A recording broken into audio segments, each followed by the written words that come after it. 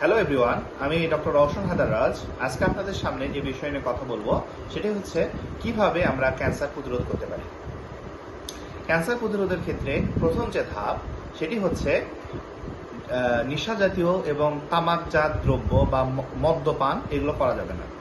আপনারা অনেকেই জানেন বিড়ি, সিগারেট বা স্মোকিং এর কথা। এটা যারা করে তাদের ক্ষেত্রে কিন্তু ক্যান্সারের ঝুঁকি, মানে ফুসফুস ক্যান্সার বা লাং ক্যান্সারের ঝুঁকি কিন্তু অনেক গুণ বেড়ে যায়। এছাড়াও যারা মদ্যপানে আসক্ত তাদের ক্ষেত্রে কিন্তু লিভার ক্যান্সার, লিভার সিরোসিস বা কলিজার ক্যান্সার যেটাকে আমরা বলি সেটা হওয়ার চান্স কিন্তু অনেক বেড়ে যায়।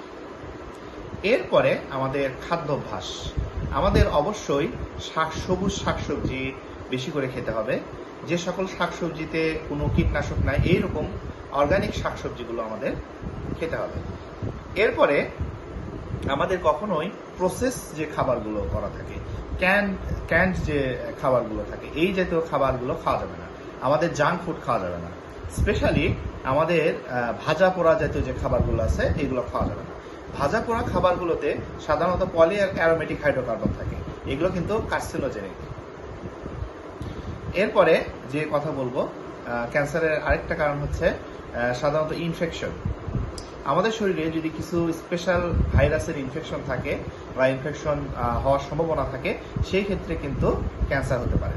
যেমন হিউম্যান প্যাপিলোমা ভাইরাস, এই ভাইরাসের ক্ষেত্রে মেয়েদের ক্ষেত্রে দেখা যায় সার্ভাইকাল ক্যান্সার করে, এছাড়াও ছেলেদের ক্ষেত্রে দেখা যায় অ্যানোজেনিটাল ক্যান্সারও করতে পারে।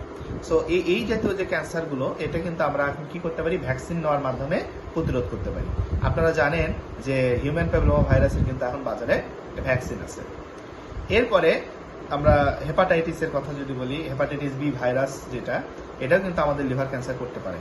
সো এই হেপাটাইটিস বি ভাইরাসকে প্রতিরোধ করার জন্য আমাদের কিন্তু একটা ভ্যাকসিন আছে। এই ভ্যাকসিন যদি আমরা নিই তাহলে কিন্তু আমাদের হেপাটাইটিস হবে না বা লিভার সিরোসিস বা লিভার ক্যান্সার হবে না।